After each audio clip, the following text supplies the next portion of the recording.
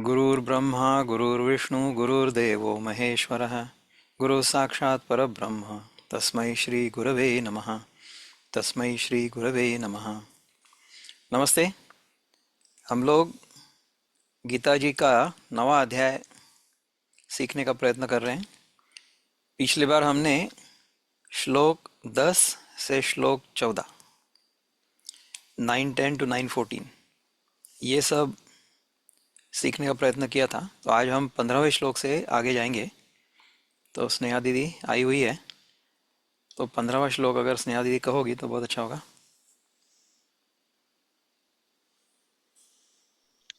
ज्ञानयज्ञेन चाप्यन्ये यजन्तो मामुपासते एकत्वेन पृथक्त्वेन बहुधा विश्वतो मुखम्। सुंदर। ज्ञान यज्ञेन चाप्यन्ये यजन्तो माम उपासते एकत्वेन पृथक्त्वेन बहुधा विश्वतो मुखम। तो कोई मुझे ज्ञान यज्ञ के द्वारा पूजन करते हुए एकत्व भाव से उपासते हैं।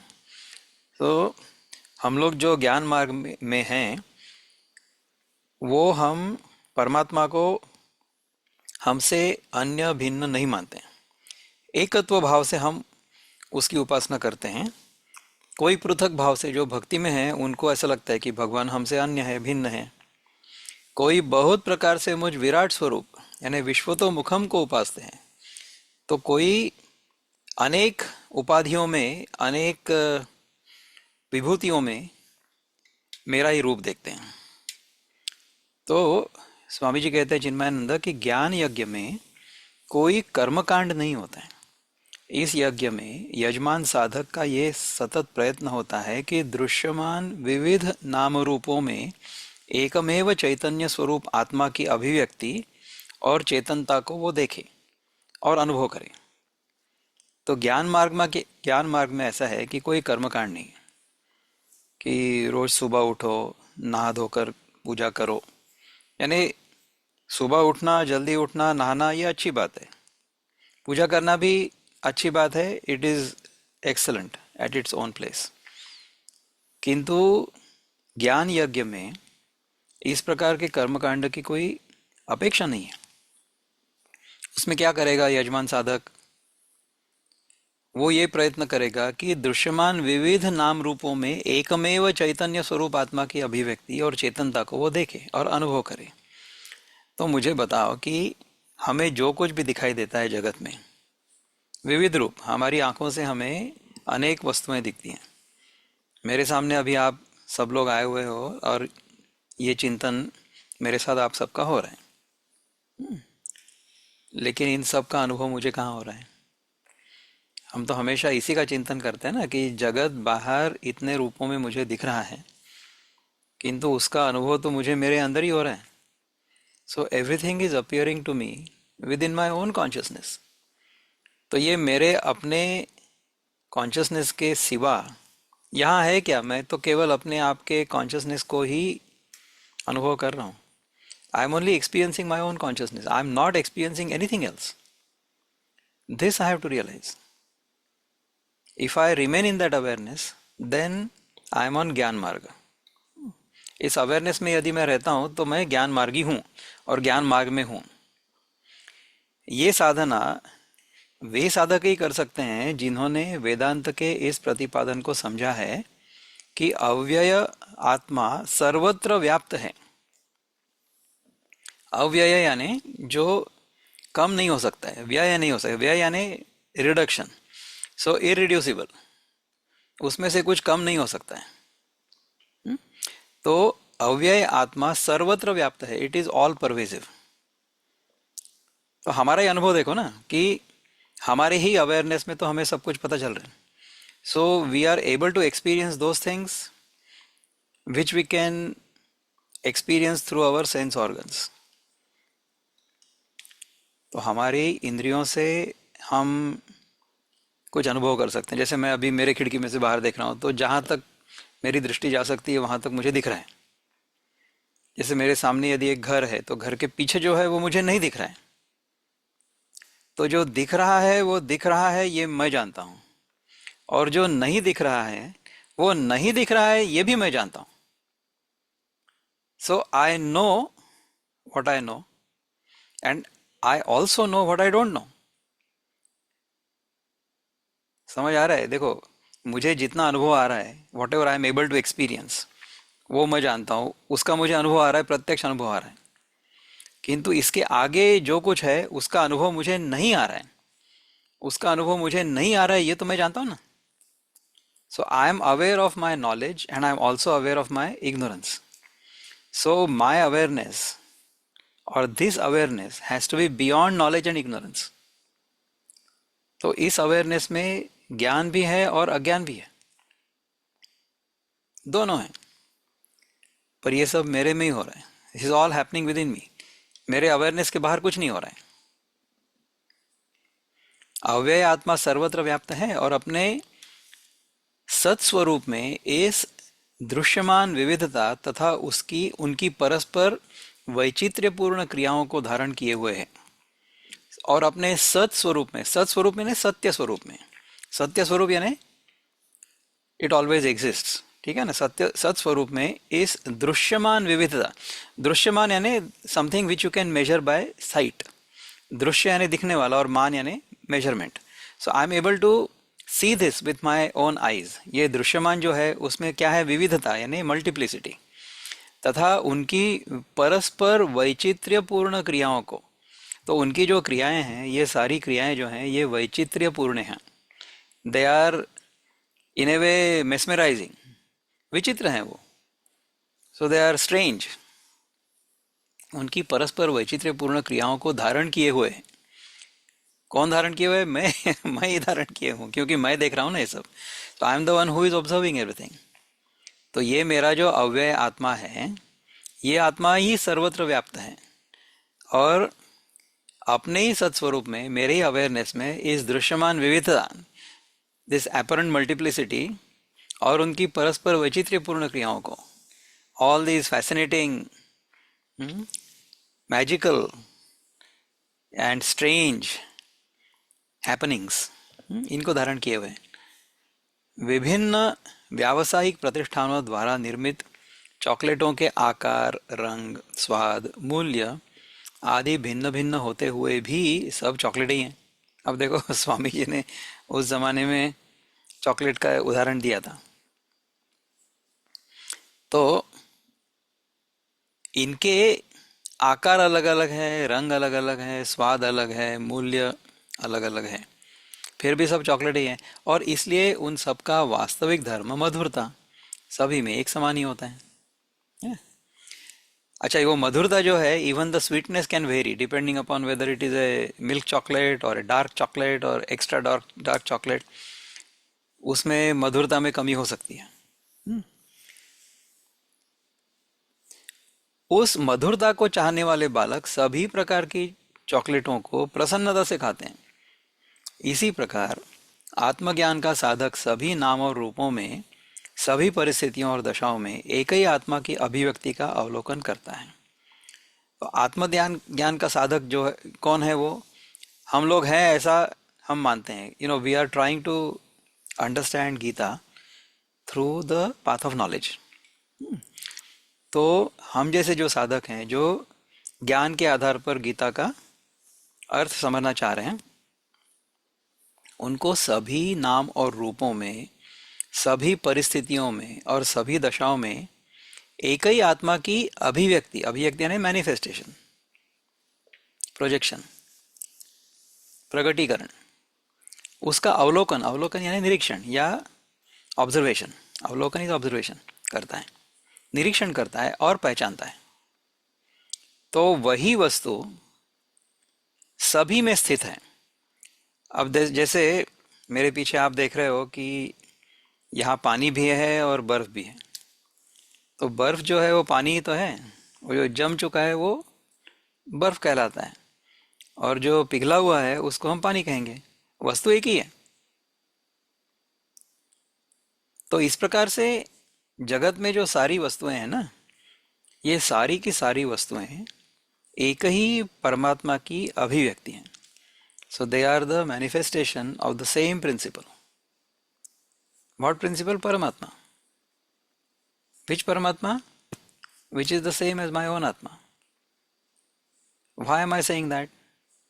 Because unless I observe the world around me, मुझे जब तक मेरे अनुभव में ये सारा जगत नहीं आता है, तब तक ये है ऐसा मुझे पता नहीं चलता है। तो मुझे अनुभव किसका आ रहा है? मुझे अनुभव जगत का थोड़ी आ रहा है, मुझे अनुभव मेरे अपने अवेयरनेस का ही आ रहा है। मेरे अपने अवेयरनेस में ही ये सारा का सारा तैयार हो जाता है, दिखाई देता है कुछ देर तक, और फिर उसके बाद में वो नष्ट भी हो जाता है। So within my own awareness this whole leela of appearance, existence and destruction is happening. ये सारा का सारा जगत मेरे अवेयरनेस में ही है, मेरे अवेयरनेस के अलावा कुछ नहीं है। जिस किसी आभूषण में विशेष में हीरे जड़े हों, हीरे के व्यापारी के लिए वह सब प्रकाश और आभा के बिंदु ही हैं। सो आभूषण में if there are any diamonds and pearls, तो हीरे का जो व्यापारी होगा उसके लिए वो सब प्रकाश और आभा के बिंदु ही हैं। So they are only for light and halo brightness. वो उनकी आभा के अनुसार उनका मूल्यांकन करता है। तो जितना वो हीरा चमकेगा उसके हिसाब से उसका मूल्यांकन होता है, न कि उस आभूषण की रचनाकृति या सौंदर्य को देखकर। आभूषण की रचनाकृति यानी उसका जो मेक होगा वो, और मराठी में उसको बोलेंगे घड़न, रचनाकृति या सौंदर्य को देखकर उसका नहीं होगा वो। हीरे का जो आभूषण है उसमें हीरे की चमक कितनी है उस पर से उसका मूल्य तय होगा। आत्मानुभवी पुरुष अपने आत्मस्वरूप को सब प्रकार के कर्मों और शब्दों और विचारों में व्यक्त देखते हुए जगत में विचरण करता है।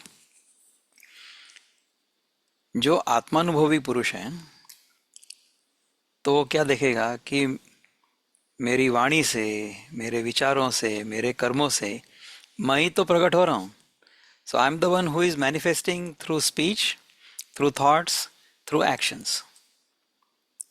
तो उसी प्रकार से जगत में जो सब कुछ हो रहा है वो परमात्मा की अभिव्यक्ति है, परमात्मा का प्रकटीकरण है, manifestation of the same divine principle. Just the way I manifest as speech, I manifest through my thoughts, I manifest through my actions, उसी प्रकार से ये जगत जो है ये सारा परमात्मा का मैनिफेस्टेशन है। जिस प्रकार सहस्र दर्पणों के मध्य स्थित दीप ज्योति के करोड़ों प्रतिबिंब सर्वत्र दिखाई देते हैं, उसी प्रकार आत्मस्वरूप में स्थित ज्ञानी पुरुष जब जगत में विचरण करता है तब वो सर्वत्र अपनी आत्मा को ही नृत्य करते हुए देखता है, जो उस पर सबोर से कटाक्ष करती हुई उसे सदैव पूर्णत्व के आनंद से हर्ष विभोर करती रहती हैं। फिर से एक बार पढ़ता हूँ, सीधे दिस लॉन्ग सेंटेंस, तो हिंदी समझने में कठिन होगी, तो फिर से पढ़ेंगे इसको। जिस प्रकार सहस्र दर्पणों के मध्य अगर 1000 आईने हों हमारे आजू बाजू में और उसके बीच में हम खड़े होंगे, हम यानी एक ज्योति होगी, तो उस दीपक ज्योति के करोड़ों प्रतिबिंब सर्वत्र दिखाई देते हैं। So you will see literally millions of images, है ना, रिफ्लेक्शंस। उसी प्रकार आत्मस्वरूप में एक ज्ञानी स्थित, आत्मस्वरूप में स्थित ज्ञानी पुरुष जब जगत में विचरण करता है तो उसको क्या दिखेगा? वो सब जगह पर सर्वत्र अपनी ही आत्मा को नृत्य करते हुए दिखता है। So he sees everything as dancing in his own awareness. जो उस पर सब ओर से कटाक्ष करती हुई, कटाक्ष इज लुकिंग एट हिम।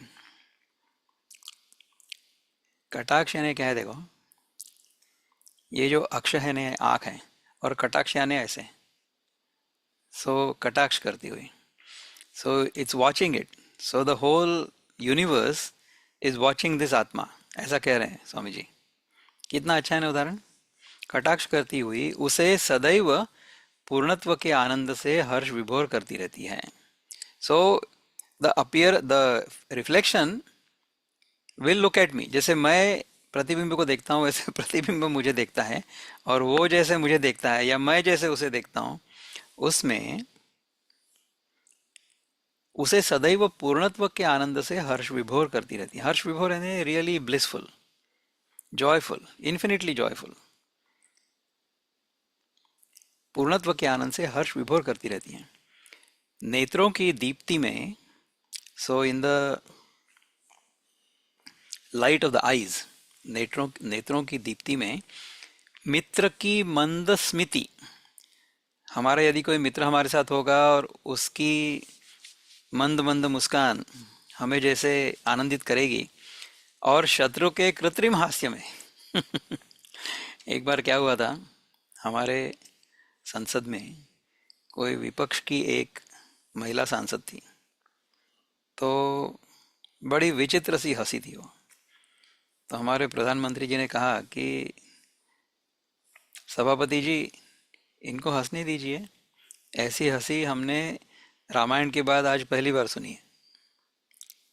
तो किसी को कुछ कहा नहीं, किंतु निर्देश जो था और जो जहां लगना था तीर, वो बराबर लग गया।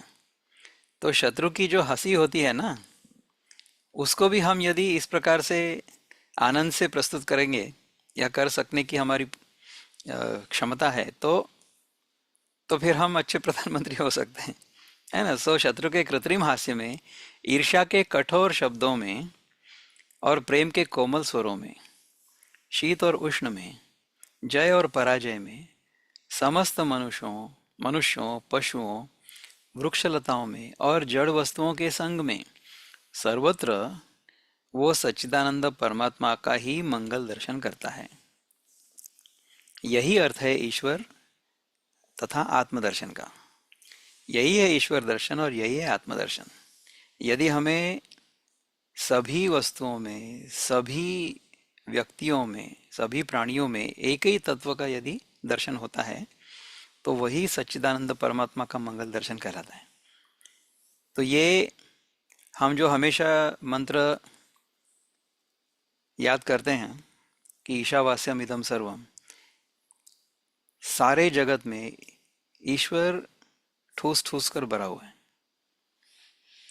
सो this whole universe is completely pervaded by the divine principle. ये यदि हमें पता होगा तो हमें हर वस्तु में, हर व्यक्ति में, हर प्राणी में, हर वृक्ष में हमेशा परमात्मा का ही दर्शन होगा। परमात्मा ही इन विविध रूपों से सज धज कर हमें रिझा रहा है, हमें आनंदित कर रहा है। इस प्रकार से ये साधक का आनंद होगा हमेशा।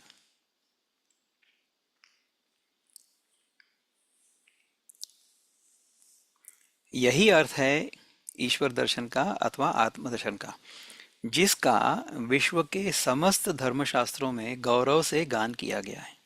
सो this has been sung beautifully in all the religions of the world. असंख्य नाम रूपों में ईश्वर की मंद Smiti, so the God is smiling through all of these names and forms. असंख्य नाम रूपों में ईश्वर की मंद स्मिति को देखने और पहचानने का अर्थ ही निरंतर ज्ञान यज्ञ की भावना में रमना और जीना है। This is how we have to live in the awareness of our own being.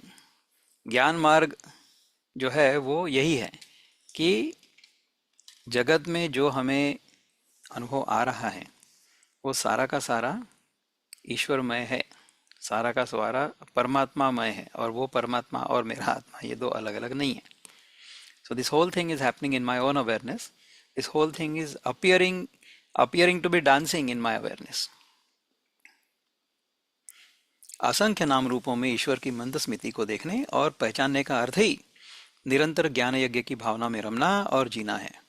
समस्त रूपों में उसकी पूजा करना, समस्त परिस्थितियों में उसका ध्यान रखना, मन की समस्त वृत्तियों के साथ उसका अनुभव करना, यही आत्मा के अखंड स्मरण में जीना है। So this is living meditatively, that any and every experience is completely pervaded by the divine. मेरे जीवन में जो अनुभव आ रहे हैं, ये सारे के सारे अनुभव जो हैं, ये सारे परमात्मा की अभिव्यक्ति हैं। ऐसे पुरुष ज्ञान यज्ञ के द्वारा मेरी उपासना करते हैं। प्रारंभिक अवस्था में सर्वत्र आत्मदर्शन की साधना प्रयत्न साध्य होने के कारण उसमें साधक को कष्ट और तनाव का अनुभव होता है। सो पहले पहले जब ये साधना करेंगे तो हमें इसमें कष्ट हो सकता है, समझ भी नहीं आ सकता है। अरे देखो, राम भगवान में भगवान है, ये तो समझना आसान है, किंतु रावण में भी वही भगवान है, ये समझना कठिन है। तो हमारे जीवन में हमको क्या लगता है कि जो हमारे मित्र हैं वो हमेशा हमारे साथ रहें, और जो हमारे शत्रु हैं ऐसा हमें लगता है वो हमसे दूर रहें। पर ये हमेशा ऐसा होगा इसकी हम गारंटी नहीं ले सकते। तो हमेशा ऐसा नहीं होगा कि हमें जो अच्छे लगते हैं लोग उन्हीं के साथ रहेंगे। और इसमें मुश्किल क्या है पता है, कि हमको यदि कोई अच्छा लगता है तो उसके साथ हम रहने तो लगते हैं, और उसके बाद में फिर उनमें जो दुर्गुण है वो हमें दिखाई देने लगते हैं।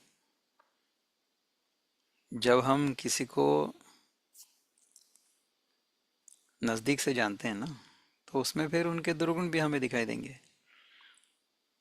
तो हम इतनी आशा आकांक्षा के साथ किसी के साथ रहना शुरू करते हैं, और फिर हमें उनमें जो दुर्गुण है वो दिखाई देने के कारण उनसे ही हमारा मन उड़ने लगता है।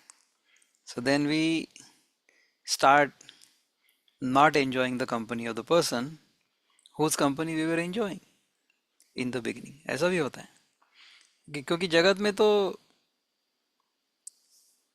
ये जो बदलाव है ना, यही प्रकृति का नियम है, परिवर्तन यही प्रकृति का नियम है। तो जो वस्तु या जो व्यक्ति आज अच्छी है वो हमेशा अच्छी रहेगी, इसकी कोई गारंटी नहीं है। अच्छी रही भी तो हमेशा रहेगी, इसकी गारंटी नहीं है। ऐसा नहीं है, अच्छी है अच्छी रहेगी हमेशा, वो भी ठीक है, लेकिन वो नहीं रहेगी इसकी गारंटी है। सो even if everything is going well, सब कुछ अच्छा है हमारे जीवन में, तो कब तक अच्छा रहेगा? यदि हमारे जीवन पर्यंत ये सब अच्छा रहा, फिर भी हमारा ये जो जीवन है ये तो समाप्त होने वाला है ना किसी दिन। So even if everything is good, I am having a great experience, but I am going to disappear someday. When I die then what? तो ये तो परिवर्तन तो होने वाला है। यदि जगत में नहीं हुआ, मेरी परिस्थिति में परिवर्तन नहीं हुआ, तो मुझ में परिवर्तन हो रहा है ना। हमारे गुरुजी कहते हैं, किसी और का उदाहरण देते हुए, कि दुनिया में इतने चने हैं कि चने चबाते चबाते हमारे दांत घिस जाएंगे, दांत टूट जाएंगे, दांत गिर जाएंगे, लेकिन चने नहीं खत्म होंगे। So there is so much in this world, even if it remains the way it is, the world remains very enjoyable, but my capacity to enjoy that will change। मेरी अपनी जो क्षमता है उसका आनंद लेने की, उसमें तो कमी आ रही है ना, कमी आएगी, फिर क्या करोगे? तो ये जो परिवर्तन है, ये परिवर्तन ही प्रकृति का नियम है, इसे कुछ नहीं किया जा सकता है। तो प्रारंभिक अवस्था में सर्वत्र आत्मदर्शन की साधना प्रयत्न साध्य होने के कारण उसमें साधक को कष्ट और तनाव का अनुभव होता है। तो पहले ये करते करते हमें कष्ट होगा, परंतु जैसे जैसे साधक की आध्यात्म दृष्टि विकसित होती जाती है, वैसे वैसे उसके लिए ये साधना सरल बनती जाती है। So it becomes easier and easier, और वो एक ही आत्मा को इसके ज्योतिर्मय वैभव के असंख्य रूपों में छिटक कर फैली हुई देखता है। सो anything and everything we observe in the world is only a manifestation of the same divine principle। यही है विश्वतो मुखम ईश्वर का विराट स्वरूप। ज्ञानी पुरुष न केवल ये जानता है कि नानाविध उपाधियों से आत्मा सदा असंस्पर्शित है, असंस्पर्शित यानी अनअफेक्टेड, उसका स्पर्श नहीं हुआ है उसको, ठीक है, अनटच्ड, अलिप्त है। अलिप्त यानी लेप नहीं हुआ है उसका, not quoted by literally, okay. वरन वो ये भी अनुभव करता है कि विश्व की समस्त उपाधियों में वही एक आत्मा क्रीड़ा कर रही है। समस्त उपाधि यानी उसके ऊपर हम लोग जो विशेषण लगाते हैं, वो उपाधि इज विशेषण। उपाधि क्या है कि मैंने पुरुष का देह धारण किया है इसलिए मैं पुरुष हूँ, ये पुरुष की उपाधि हो गई। उसके बाद में ये मैंने रेड कलर का टी शर्ट पहना हुआ है, तो ये रेड कलर जो है ये देह की उपाधि हो गई। इसके ऊपर मैंने ये ब्राउन कलर का स्वेटर पहना हुआ है, ये और एक उपाधि हो गई। तो पहले मैं पुरुष हूँ, पहले मैं देह हूँ, ये पहली उपाधि हो गई। उसके बाद में देह पुरुष का, इसलिए मैं पुरुष हूँ, ये उपाधि हो गई। उसके बाद में हमें हमारे माता पिता ने कुछ नाम रखा है इस शरीर का, तो मैं ये नाम हूँ। इस प्रकार का मेरा ये सारा भ्रम होता है। हम्म। अरे, stop recording, you don't need to see my WhatsApp messages. Hold on a sec. हम लोग थे ये वाले पेज पे, so let me share this page with you. Alright. तो यही है विश्वतोमुखम, ईश्वर का विराट स्वरूप। ज्ञानी पुरुष न केवल ये जानता है कि नानाविध उपाधियों से आत्मा सदा असंस्पर्शित है, अलिप्त है, वरन वो ये भी अनुभव करता है कि विश्व की समस्त उपाधियों में वही एक आत्मा क्रीड़ा कर रही है। अभी इसका उदाहरण हम जो ये टी शर्ट का और स्वेटर का देख रहे थे ना, तो आज मैंने लाल टी शर्ट पहनी हुई है, आज मैंने ये ब्राउन स्वेटर पहना हुआ है, पर उसके अंदर का मैं तो मैं ही हूं ना। कल मैं दूसरे किसी रंग का टी शर्ट पहनूंगा, किसी दूसरे रंग का स्वेटर पहनूंगा, फिर भी मैं तो वहीं रहूंगा। तो उपाधि के कारण मैं संस्पर्शित नहीं होता हूं। So I am not affected by the upadhi. मैं तो वही हूं, केवल उपाधि बदलती रहती है। तो जो हमारी आत्मा है वो इन उपाधियों के कारण प्रभावित नहीं होती है, किंतु इन उपाधियों के लिए उस आत्मा का होना आवश्यक है। मेरा होना आवश्यक है, नहीं तो फिर ये टी शर्ट कौन पहनेगा, ये स्वेटर कौन पहनेगा। ऐसा है। एक बार आकाश में स्थित जगत से अलिप्त सूर्य को पहचान लेने पर यदि हम उसके असंख्य प्रतिबिंब भी दर्पणों में या जल में देखें, तब भी एक सूर्य होने का हमारा ज्ञान लुप्त नहीं हो जाता है। अब देखो कि आकाश में सूर्य है, और हमारे पास यदि अनेक बर्तन हैं, अनेक बाल्टियां हैं समझो, उनमें पानी है, तो उसमें हमें प्रतिबिंब दिख रहा है। तो जितने बर्तन होंगे उतने हमें प्रतिबिंब दिखेंगे। इतने सब प्रतिबिंब दिखाई दे रहे होंगे, फिर भी जो एक सूर्य है उसके बारे में हमारा ज्ञान चला जाएगा क्या? नहीं। हमें ये पता है कि ये सारे के सारे प्रतिबिंब वो एक ही सूर्य के हैं। तो इसी प्रकार से इस जगत में जो हमें विविधता दिखाई दे रही है, ये सारी विविधता उसी एक परमात्मा का प्रकटीकरण है। The same manifestation of the same परमात्मा। तो इसीलिए सब लोग, आप लोग जो यहाँ पर हो, उन सब के प्रति मेरे मन में समान रूप से प्रेम की भावना है, क्योंकि आप सब में मैं परमात्मा का दर्शन करता हूँ। व्यवहार के लिए आप मेरे भाई हो या मेरी बहन हो, या यदि मेरे कोई रिश्तेदार होंगे यहाँ पे तो वो हैं। अभी जैसे मुझे मुझे मेरे पिताजी ने फ़ोन किया था, हमारी एक बहन ने फ़ोन किया था, वो शायद आई होगी यहाँ पे। आई don't know whether she is here और नॉट। पर व्यवहार में जो है सो है। अंदर मैं जानता हूँ मेरे अंदर कि आप सब लोग मुझसे भिन्न नहीं हो, क्योंकि आप सबका अनुभव मुझे मेरे अंदर ही हो रहा है। So I don't see you as apart from me. That is the reason I am in love with you.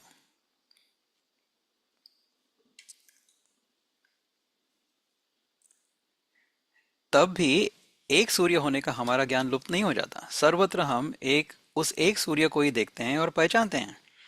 यदि कोई पुरुष अपने मन की शांति और समता को किसी एकांत और शांत स्थान में ही बनाए रख सकता है, तो वेदांत के अनुसार उसका आत्मानुभव कदापि पूर्ण नहीं कहा जा सकता है।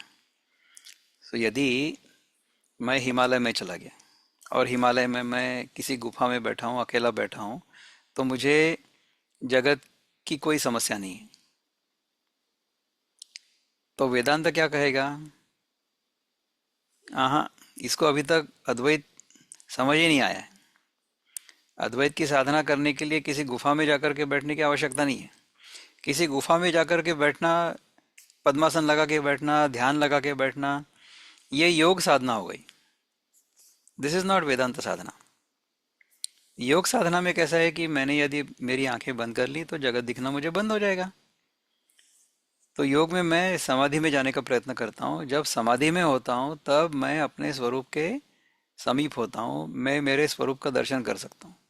तदा दृष्टु स्वरूप अवस्थानम, इस प्रकार की अनुभूति मुझे योग मार्ग में हो सकती है। बहुत अच्छी बात है। किंतु जब समाधि भंग हो जाएगी, समाधि से मैं बाहर आ जाऊंगा, फिर क्या? फिर वही महाभारत शुरू। वेदांत ये नहीं करने को कह रहा है।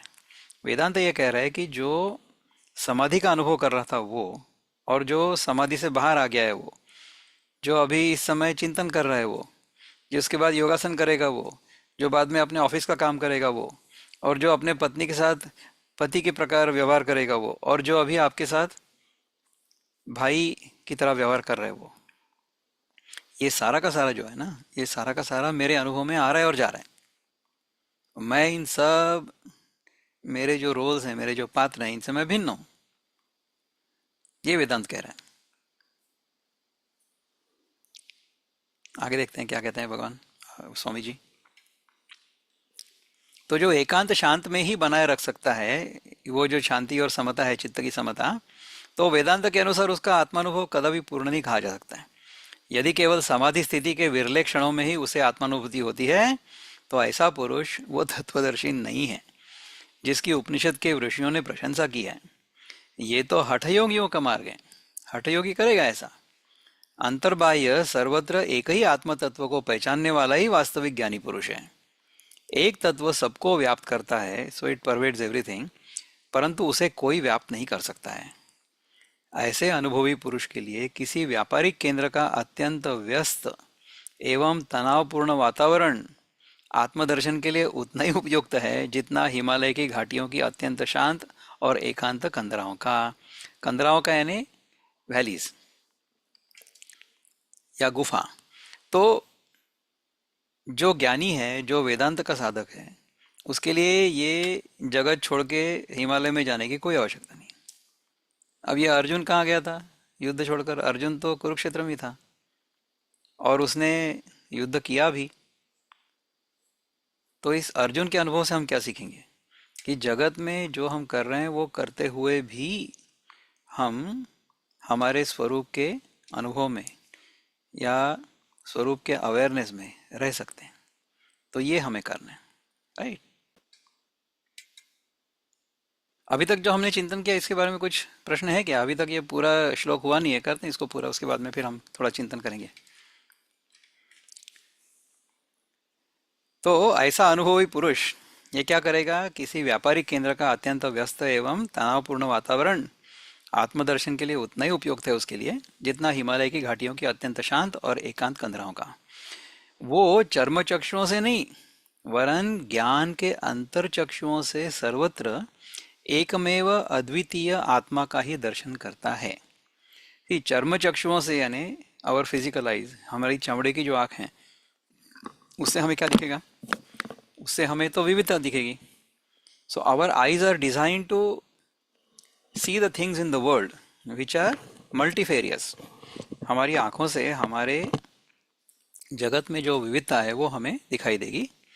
किंतु जो ज्ञानी है वो क्या करेगा? वो ज्ञान के अंतर चक्षुओं से, विथ हिज इनर आईज, सर्वत्र एकमेव अद्वितीय, एकमेव यानी एक ही, अलोन, ओनली, अद्वितीय, नॉन ड्यूअल आत्मा का ही दर्शन करता है। और मेरे हाथों और पैरों में मैं सदा एक समान व्याप्त रहता हूँ। देखो, मेरे हाथों में और पैरों में मैं एक समान हमेशा व्याप्त रहता हूँ। मैं जानता हूँ कि मैं उन सब में हूँ। क्या इस ज्ञान से मेरे हाथ और पैर लुप्त हो जाते हैं? हाँ।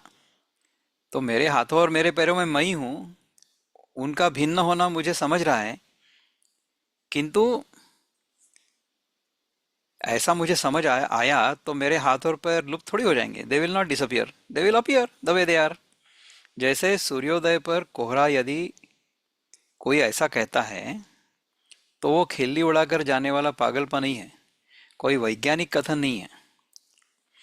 जैसे सूर्योदय पर कोहरा, सूर्योदय पर कोहरा यदि कोई कहता है तो वो खिल्ली उड़ाकर जाने वाला पागलपन ही है, कोई वैज्ञानिक कथन नहीं। देखो, हम क्या कहते हैं कि सूर्योदय के समय कोहरा है तो सूर्य मुझे दिखाई नहीं दे रहा है। तो कोहरे ने सूर्य को नहीं ढका है, कोहरे ने मेरी आंखों को ढका है या मेरी दृष्टि को ढका है। So it has clouded my eyesight, it has not clouded the sun. So my instrument of perception is clouded, not the truth. समझ आया? तो मेरा यदि ऐसा समझना है, ऐसा मैं यदि समझता हूँ कि ये सारा जगत, ये जगत है, तो ये मेरे मेरे ज्ञान चक्षुओं पर, मेरे अंडरस्टैंडिंग पर ये आवरण है कि जो मुझे ये जगत करके दिखाई दे रहा है, वेरएज वो है तो परमात्मा। जो आवरण है ना उसको कहते हैं माया। सो जिस प्रकार, जस्ट इमेजिन कि कोहरा है इसलिए मुझे सूर्य दिखाई नहीं दे रहा है, तो मैं कहता हूं कि कोहरे ने सूर्य को ढका है। किंतु सत्य यह है कि सूर्य तो जैसा है वैसा ही है, कोहरे ने मेरी आंखों को ढका है। So the fog is clouding my eyes, not the sun. Whereas while talking, I will say that the fog is clouding the sun. समझ आ रहा है? तो इसी प्रकार से हमें माया के आवरण के कारण जो दिखाई दे रहा है वो ईश्वर नहीं दिखाई दे रहा है, हमें जगत दिखाई दे रहा है। So what we are observing is maya. और हम कहते हैं कि माया ने ईश्वर को ढका हुआ है। हाँ, ईश्वर को माया ने नहीं ढका हुआ है हमारी दृष्टि को, हमारे परसेप्शन को, हमारे अंडरस्टैंडिंग को माया ने ढका हुआ है। इसलिए हमको जो दिख रहा है उसको हम जगत कह रहे हैं, हालांकि वो है ईश्वर। सो है ईश्वर, किंतु हम उसको जगत कह रहे हैं क्योंकि माया के आवरण ने हमारा जो अंडरस्टैंडिंग है, हमारी जो समझ है, उसको ढका है। समझ आ रहा है? तो ये उदाहरण जो है ना वो ऐसा है कि आवरण जो है वो हमारी बुद्धि पर है, आवरण परमात्मा पर नहीं है। परमात्मा is the way he is, किंतु हम उसको जगत कह रहे हैं बिकॉज हमारी आंखों पर माया का आवरण चढ़ा हुआ है। ठीक है, लेट्स सी आगे और क्या कहते हैं स्वामी जी। जैसे एक ही समय में मैं अपने शरीर के अंग प्रत्यंग में स्थित हुआ हूँ और जागृत अवस्था में जगत का अनुभव करता हूँ। ठीक, एक ही समय में मैं क्या करता हूँ, अपने शरीर के अंग प्रत्यंग, my organs in my own body, इनमें स्थित हुआ जागृत अवस्था में जगत का अनुभव करता हूँ। वैसे ही आत्मज्ञानी पुरुष जानता है कि उसकी आत्मा ही अपने अनंत साम्राज्य में संपूर्ण विश्व को व्याप्त किए हुए है, एक रूप में, पृथक रूप में और विविध रूप में। आत्मज्ञानी पुरुष क्या जानता है कि उसकी आत्मा ही अपने अनंत साम्राज्य में संपूर्ण विश्व को व्याप्त किए हुए है।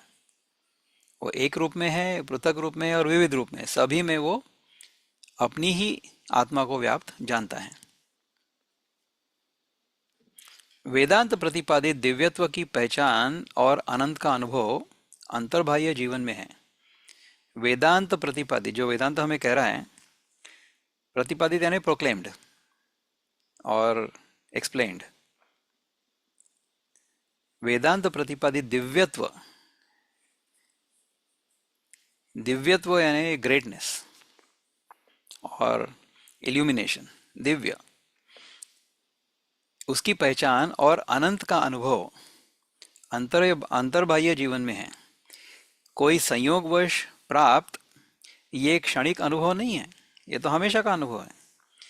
ये कोई ऐसा अवसर नहीं है कि जिसे लड्डू वितरित कर मनाने के पश्चात सदा सदा के लिए उस अनुभव से निवृत्ति हो जाए। तो जैसे हम लोग मंदिर में आरती करते हैं, उसके बाद में आरती हो जाती है और प्रसाद हमें मिलता है, लड्डू वगैरह, फिर क्या होगा, समाप्त हो गया वो अनुभव। वैसा नहीं है ये।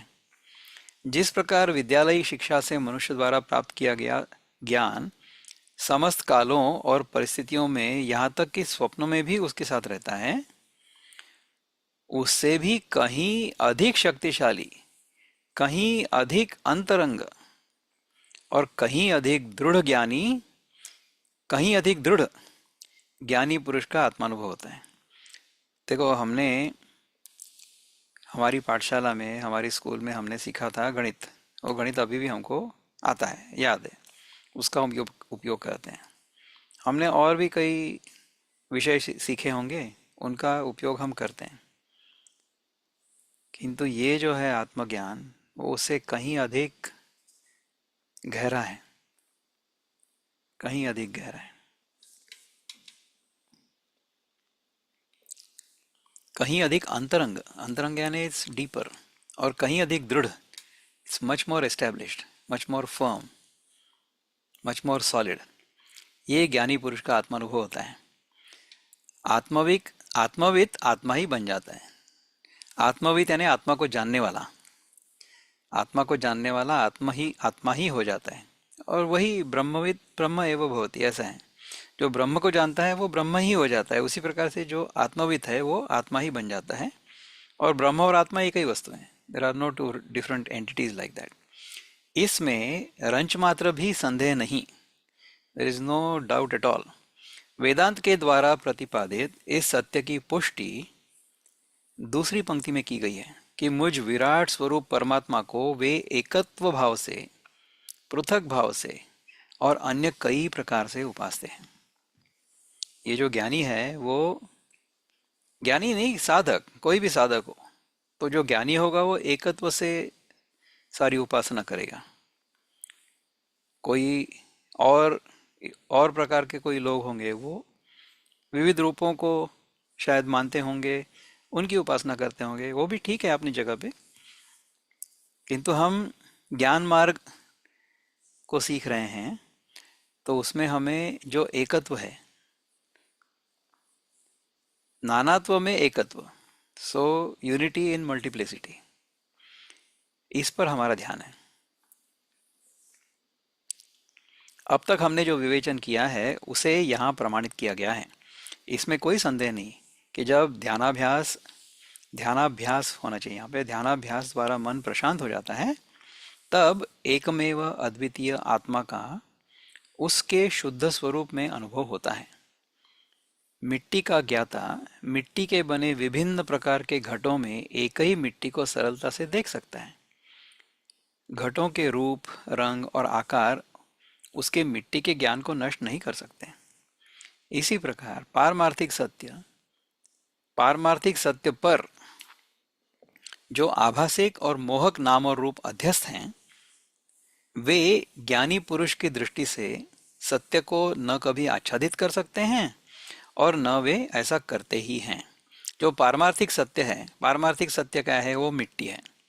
और उस पर जो आभासिक और मोहक, आभासिक यानी दिखने वाले, अब एपरेंट, और मोहक यानी अट्रैक्टिव, ये जो नाम और रूप अध्यस्त हैं, को इसी मिट्टी को मैं घट कहता हूँ, इसी मिट्टी को मैं सुराही कहता हूँ, इसी मिट्टी को मैं मकान कहता हूँ। ये सारे नाम और रूप हो गए। मिट्टी एक ही है, किंतु उसके नाम और रूप अलग अलग होंगे। The shapes will be different, they will be useful also. मकान में मैं रह सकता हूँ, जो घट होगा, मटका होगा, उसमें रह नहीं सकता हूँ। घट जो होगा, मटका जो होगा, उसमें मैं पानी भरूंगा, वो पानी भरने के लिए उपयोगी है, मकान रहने के लिए उपयोगी है, किंतु दोनों मिट्टी से ही बने हुए हैं, ये मैं जानता हूँ। पारमार्थिक सत्य पर जो आभासिक और मोहक नाम और रूप अध्यस्त, अध्यस्त यानी ये सुपर इम्पोज्ड, वे ज्ञानी पुरुष की दृष्टि से सत्य को न कभी आच्छादित कर सकते हैं, they can not envelope the truth, और न वे ऐसा करते ही हैं, they never really do it. हुआ सा केवल लगता है, तो मिट्टी केवल मकान जैसी लग रही है, लेकिन है तो मिट्टी, मकान के शेप में है, मकान के आकार में है, इसलिए वो उसको हम मकान कहते हैं, है मिट्टी वही।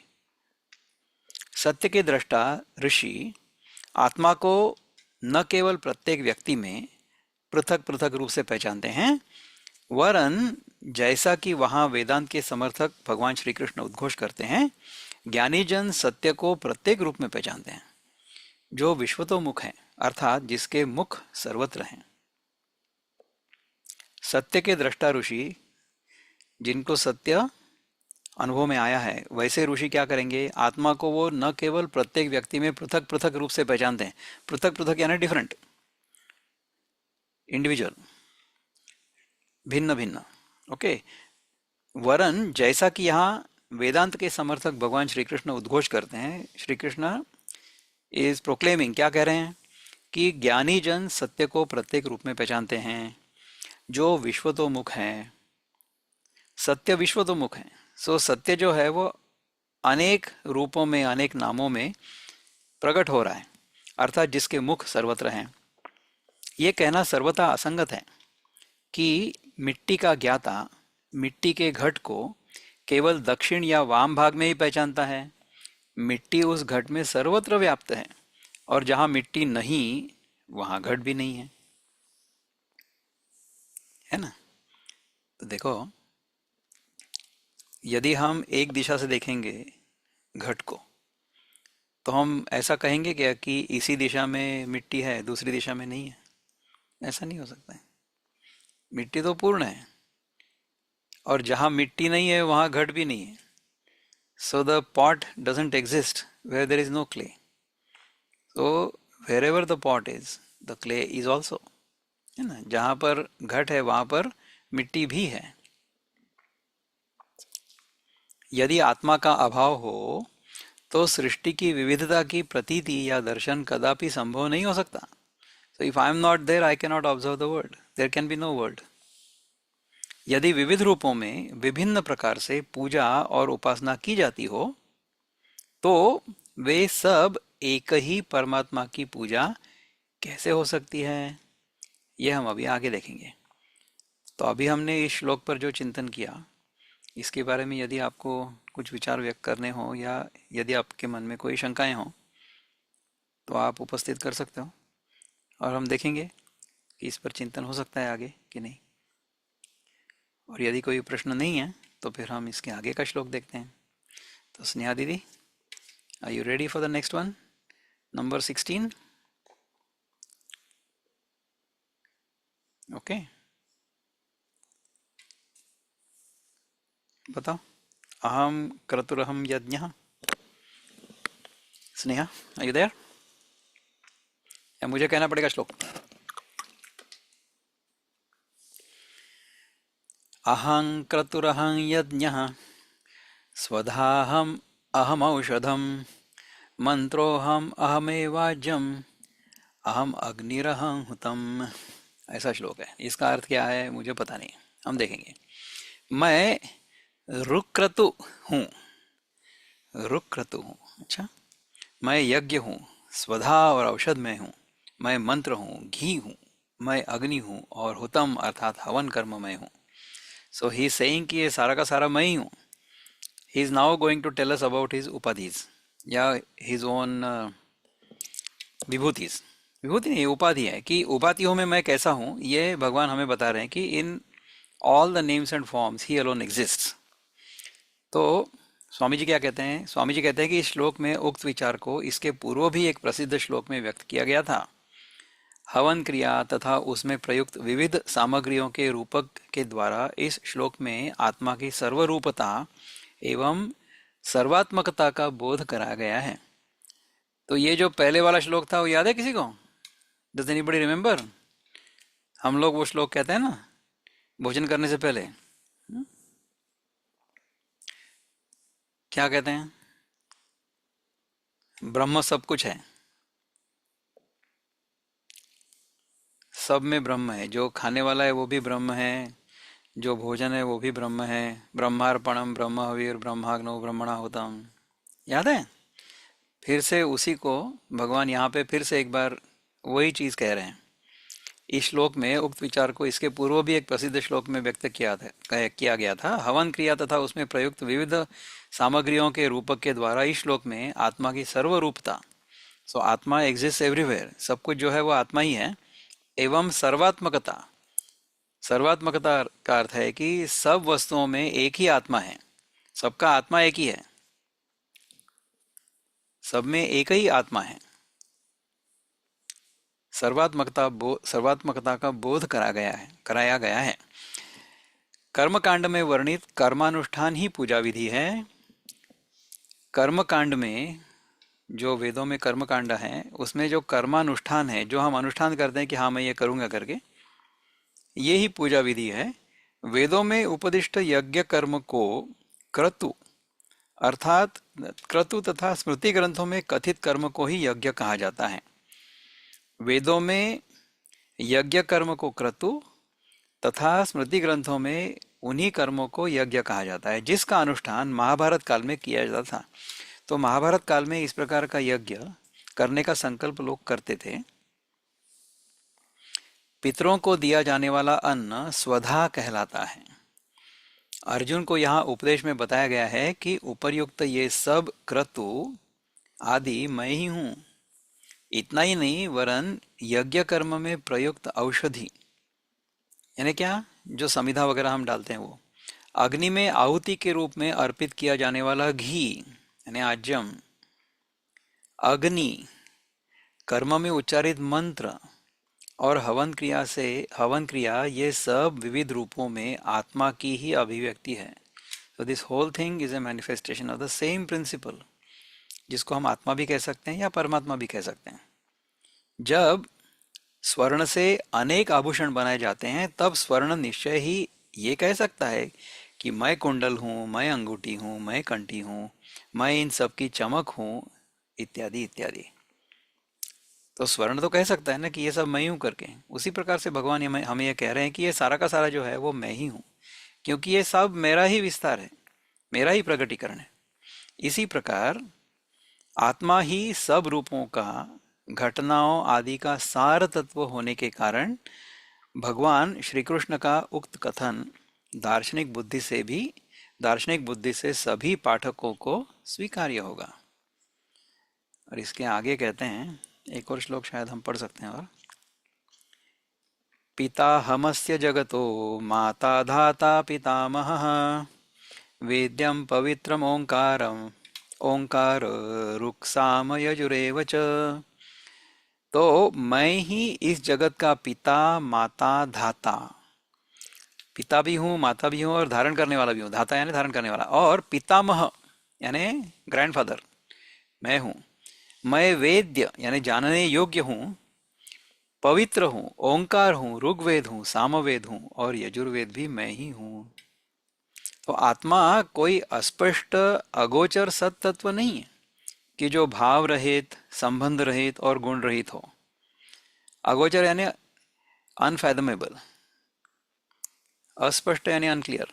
आत्मा कोई अस्पष्ट अगोचर सत तत्व नहीं है कि जो भाव रहित हो या संबंध रहित हो या गुण रहित हो। ये दर्शाने के लिए कि यही आत्मा ईश्वर के रूप में परम प्रेम स्वरूप है। परिच्छिन्न जगत के साथ उसके संबंधों को यहाँ दर्शाया गया है। आत्मा ईश्वर के रूप में परम प्रेम स्वरूप है, इसलिए तो हम ईश्वर से प्रेम करते हैं ना। हमारी जो कोई इष्ट देवता होगी उसके साथ हमारा प्रेम भाव होता है, उसके साथ हमारी भक्ति होती है। मैं जगत का पिता, माता, धाता और पितामह हूँ। अब माता, पिता और धाता, इन तीनों से अभिप्राय ये है कि वो जगत का एकमात्र कारण है और उसका कोई कारण नहीं।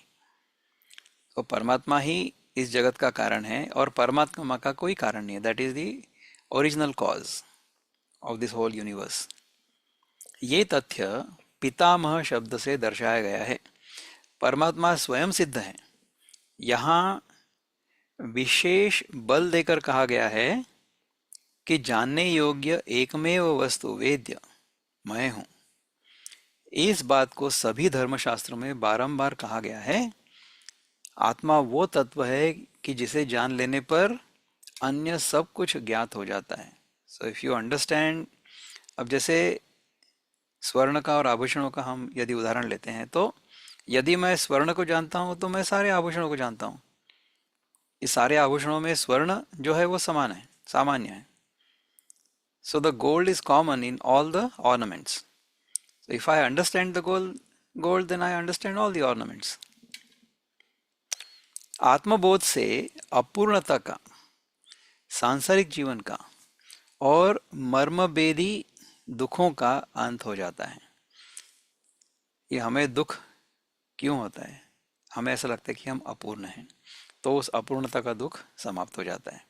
सांसारिक जीवन का दुख और मर्मभेदी दुखों का, जो हमारे मन को जो दुख होते हैं ना, वो सारे दुखों का अंत हो जाता है। कब? यदि हमें परमात्मा के स्वरूप का बोध हो गया तो। देहधारी जीव के रूप में जीने का अर्थ है अपनी दैवी सामर्थ्य से निष्कासित जीवन को जीना।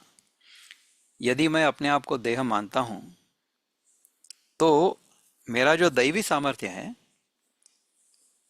उससे मैं अपने आप को अलग कर लेता हूँ। सो निष्कासित यानी डिसबैंडेड और अबैंडन्ड, या बाहर निकाल दिया, तड़ी पार कर दिया, दैट इज निष्कासित। उस जीवन को जीना। कहाँ से निष्कासित हुआ मैं? आई एम एक्चुअली परमात्मा, किंतु मैंने अपने आप को देह मान लिया है, इसलिए मैं वो जो मेरा सामर्थ्य है वहां से हकाल दिया गया हूँ। वास्तव में हम तो दैवी सामर्थ्य के उत्तराधिकारी हैं। सो उत्तराधिकारी यानी क्या कहेंगे, it has been handed down to us. हमारा जो दैवी स्वरूप है वो हमें मिला हुआ है विरासत में, उसके हम उत्तराधिकारी हैं। परंतु अज्ञानवश जीव भाव को प्राप्त हो गए हैं। अज्ञानवश हमने अपने आप को जीव मान लिया है। अपने इस परमानंद स्वरूप का साक्षात्कार करना ही वो परम पुरुषार्थ है जो मनुष्य को पूर्णतया संतुष्ट कर सकता है। Only by realising my true nature can I be truly, fully blissful, happy and content. संपूर्ण विश्व के अधिष्ठान आत्मा को वेदों में ओंकार के द्वारा सूचित किया गया है। हम अपने जीवन में अनुभवों की 3 अवस्थाओं से गुजरते हैं, जागृत, स्वप्न और सुषुप्ति। इन तीनों अवस्थाओं का अधिष्ठान और ज्ञाता, अधिष्ठान यानी उसका फाउंडेशन, और ज्ञाता नोअर, अनुभव करने वाला, इन तीनों से भिन्न होना चाहिए। क्योंकि ज्ञाता ज्ञेय वस्तुओं से और अधिष्ठान अध्यस्त से भिन्न होता है। ज्ञाता यानी नोअर, ज्ञेय वस्तु यानी नोन। ज्ञाता ज्ञेय से भिन्न है, और अधिष्ठान जो है, जो फाउंडेशन है, या जिस पर वो सुपर इम्पोजिशन किया हुआ है, so the truth on which the superimposition happens, the truth is different from the superimposition, the knower is different from the known. इन तीनों अवस्थाओं से भिन्न उस तत्व को जो इनको धारण किए हुए हैं, उपनिषद के ऋषियों ने तुरीय अर्थात चतुर्थ कहा है। तो मैं जो हूँ, जो जागृतावस्था अभी अनुभव कर रहा हूँ वो, और जो निद्रावस्था और स्वप्नावस्था अनुभव कर रहा है, ये तीनों को जो अनुभव कर रहा है उसको चतुर्थ या तुरीय कहा गया है। तुरीय मीन्स फोर्थ। ऐसा चतुर्थ कुछ नहीं है। इस चतुर्थ पर, इस तुरीय पर ही ये 3 अध्यारोपित हुए हैं। So they are superimposed on this same so called fourth और तुरीय प्रिंसिपल। ओम ही आत्मा है जिसकी उपासना के लिए भगवान श्री कृष्ण की पूजा श्रीमद् भागवत में वर्णित है। प्रणव के द्वारा लक्षित आत्मा ही वेद्य वस्तु है। प्रणव यानी ओम, ओंकार जो है ना, उसके द्वारा लक्षित, व्हाट इट इंडिकेट्स, लक्षित यानी इट इज पॉइंटिंग टुवर्ड्स, जो आत्मा है वही वेद्य वस्तु है। नहीं, that is the only thing that is worthy of knowing. जो पारमार्थिक सत्य है, पारमार्थिक सत्य यानी the truth which is permanent, परम अर्थ जिसका है, which is going to make me completely happy and completely devoid of any दुख, जिसको कभी प्रत्यक्ष तो कभी अप्रत्यक्ष अथवा मौन रूप से वेदों में निर्देशित किया गया है। इसलिए यहाँ कहा गया है कि मैं ऋग्वेद, सामवेद और यजुर्वेद हूँ। ये भगवान हमें उनकी जो सारी उपाधियां हैं उनके बारे में बता रहे हैं, किस प्रकार से भगवान प्रकट होते हैं, सब में भगवान कैसे हैं, इस प्रकार से हमें वो समझाने का प्रयत्न कर रहे हैं। तो अभी तक हमने जो चिंतन किया 2-3 श्लोकों में, उस पर यदि कुछ विचार व्यक्त करने हो या यदि कोई प्रश्न हो तो आप अनम्यूट करके पूछ सकते हो, बोल सकते हो। एवरीथिंग मेक सेंस सो फार? गुड। यदि नहीं है प्रश्न तो फिर अगली बार फिर से मिलेंगे। और यहाँ जहाँ पर हम लोग अभी रुके हैं उससे आगे जाने का प्रयत्न करेंगे। ओम पूर्णमद पूर्णमिदं पूर्णात् पूर्णमुदच्यते पूर्णस्य पूर्णमादाय पूर्णमेवावशिष्यते। ओम शांति शांति शांति। हरि ओम श्री गुरुभ्यो नमः। हरि ओम। नमस्ते।